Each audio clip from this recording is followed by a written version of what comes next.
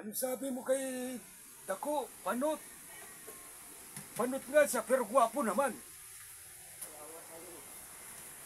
Ay, akala mo ba pangit yan? Napakagwapo niya. Tinan mo itsura niya. Side view pa lang, dingdong dentist na. Ay, pagkagalitan ka na naman, Lolo Imaw niyang ginagawa mo, matandang gurang. Tama naman, di ba? Tinan mo, side view pa lang. Lading kong dentist na. Pati nga si Dumpy, napapatingin sa akin eh. Alam ba, napakahirap ba yung maging pogi?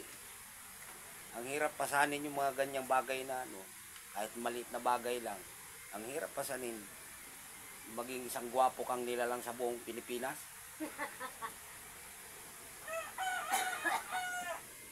Tama na, naubo ka na, sinabi ko lang ha.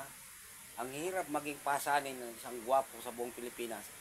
Nagbubukod tangi lamang itong ganitong muka. Oh, hot track, kumbaga sa English, hot track. Napakagwapo ko, kita mo na. Yung ilong ko pa lang, 3 metro haba, kita mo na, tangos-tangos. Oh. Sa kutis pa lang, ala Koreano na eh. Hindi ba maratoke? Hindi pwede retoke ito, masisira yung magto-retoke nito sa mukha ko. Doktor na gagawa nito, masisira ang aparatos. Natural na natural to eh. Kumbaga sa bigay ito ng natures to eh. Yung mga gwapo. Nagbubukod tangi sa buong Pilipinas.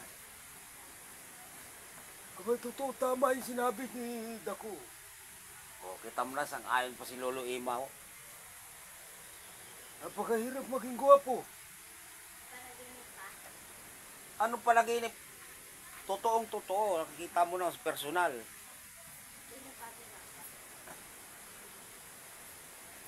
Akala nyo kasi napakadaling yung pagiging gwapo. Napakahirap pa.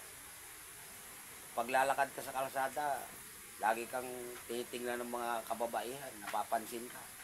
Ay, ang gwapo naman. Ingat na ingat ka.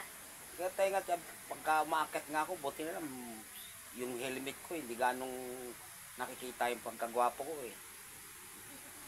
Kaya hindi pansinin ang gusto pagka naka-helmet. Pero pag tinanggal ko yung helmet doon, napapatingin sila, tatutulala. Hindi na malaman kung anong gagawin. Ganyan ang napakahirap maging gwapo. Di ba, Cheng? O, kita. Buti na lang ni si Cheng Cheng. Kung wala si Cheng Cheng, hindi aamin yun. Hindi mo sasabi ng totoo. Mama mo eh.